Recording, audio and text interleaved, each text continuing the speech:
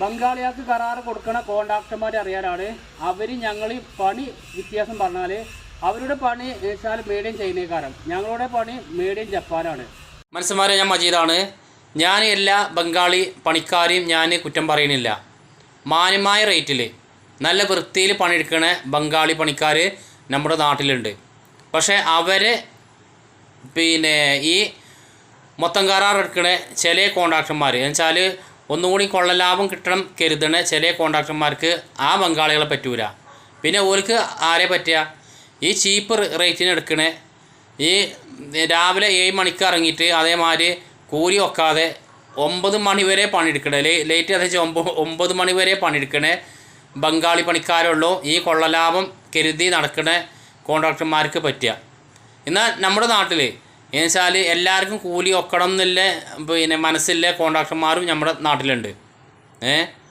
അപ്പോൾ ഇന്ന് ഞാൻ പണിയെടുത്ത വീടിൻ്റെ കുടിരിക്കലായിരുന്നു. അപ്പോൾ ആ കുടിയിരുന്ന വീട് നിങ്ങൾക്ക് ആദ്യം കാണിച്ച് തരാം. എന്നിട്ട് നിങ്ങളോട് എനിക്ക് 2-3 കാര്യം കൂടി പറയാനുണ്ട്.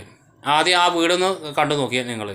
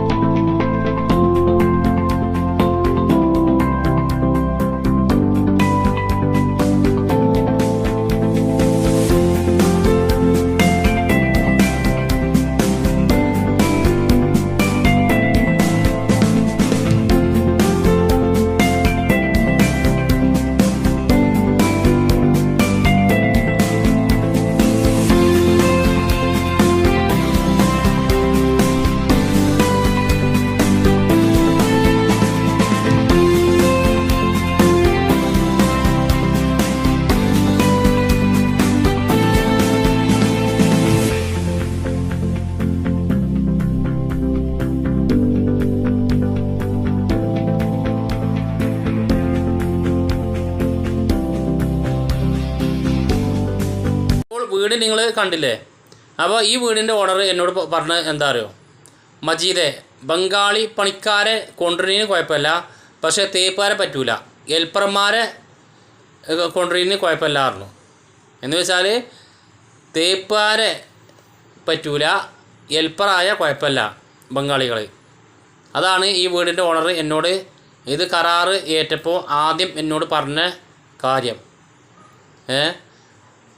പിന്നെ പറയാനുള്ളത് പറഞ്ഞാൽ ഈ ചെറിയ റേറ്റിന് പണി ബംഗാളികൾ എടുത്തിട്ട്, കാരണം എൻ്റെ നാട്ടിൽ 1000 സ്ക്വയർ ഫീറ്റിൻ്റെ വീടിൻ്റെ തേപ്പ് 50,000 റുപ്യക്കാണ് ആ ബംഗാളികൾ പണി വെച്ചാൽ 50,000 റുപ്യക്കാണ് പണി ഏറ്റത്.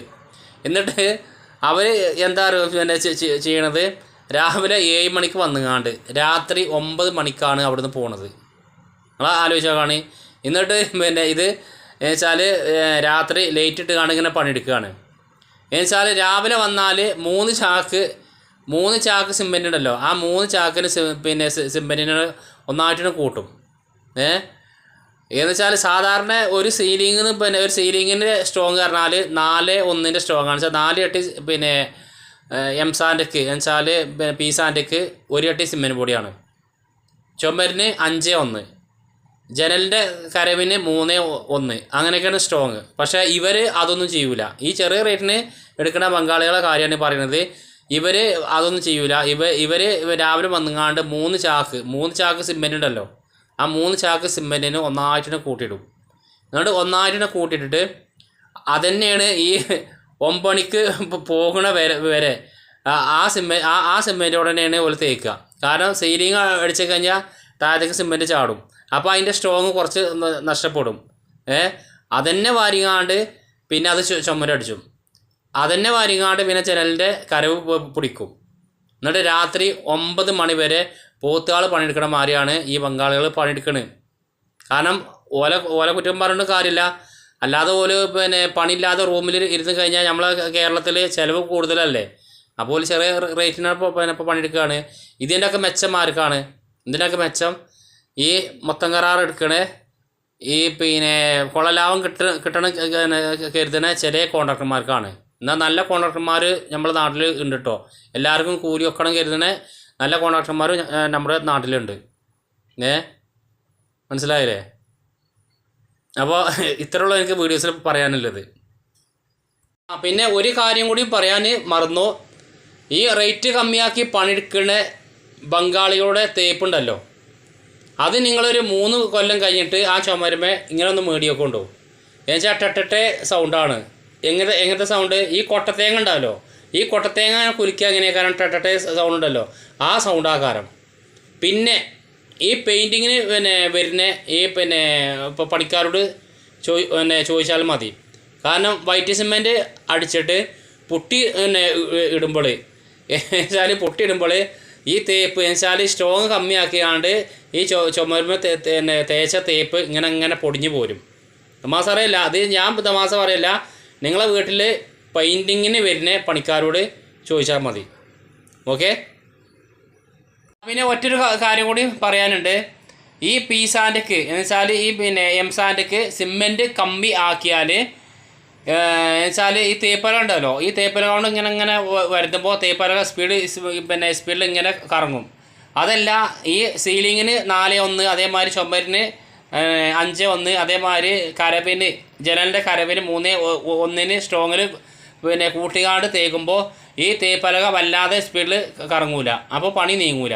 അതാണ് ഈ റേറ്റ് കമ്മിയാക്കി നിങ്ങളെ വീടിൻ്റെ പണി കൊടുത്താലില്ലേ നിങ്ങൾക്ക് ലാസ്റ്റ് ഒരു 3 കൊല്ലം കഴിഞ്ഞാൽ നിങ്ങളെ ചുമര് പടപട സൗണ്ട് വരാനില്ല കാരണം. ഓക്കെ.